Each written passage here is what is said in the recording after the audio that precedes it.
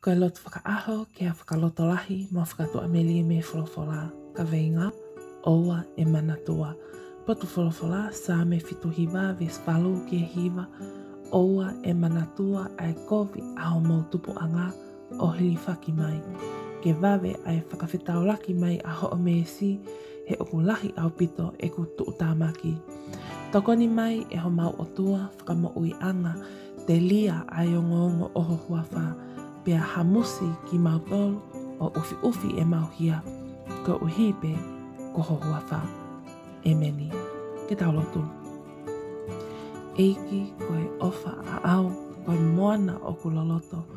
Pea ngalo hifo ki ai e ku ngahia. Pea kua ufi ufi e ku kovi kotoa pe.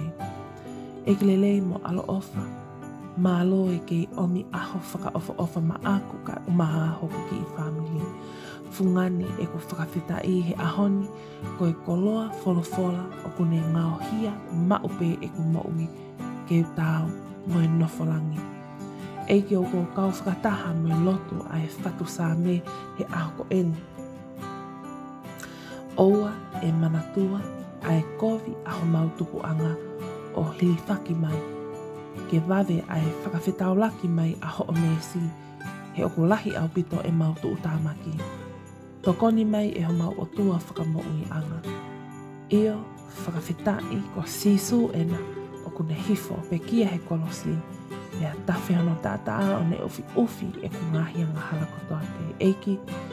O ku mea ngawe akia e he te wolohe ngahi ahoni. Ke whakamanatu maupe ki a te au e ku ngahi kofi kotoa pe talu a e ku tupu. Pea o ko whaao ngoi o ko loto manawa heai mo e manawa sii.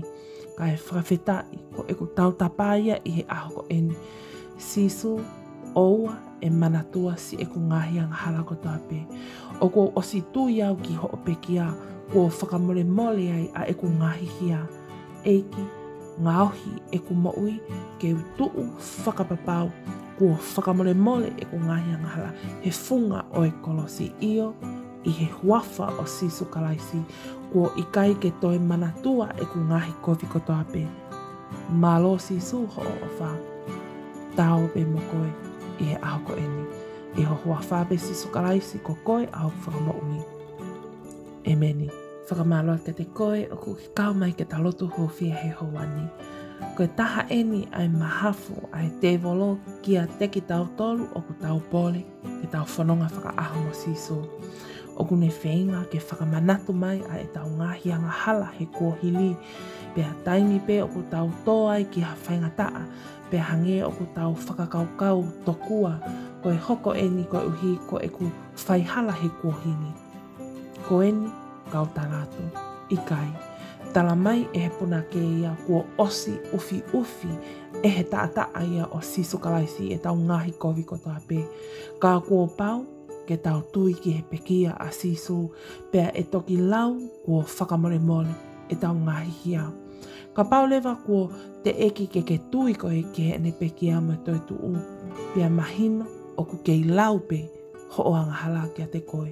Kai kehe, pole i koe o ku ke whanonga mai tui ki he tata o sisu ko ho tau fufu anga ia, pea he ikai toi manatua e he otua aho o ngahi kovi kotoa pe. Amen.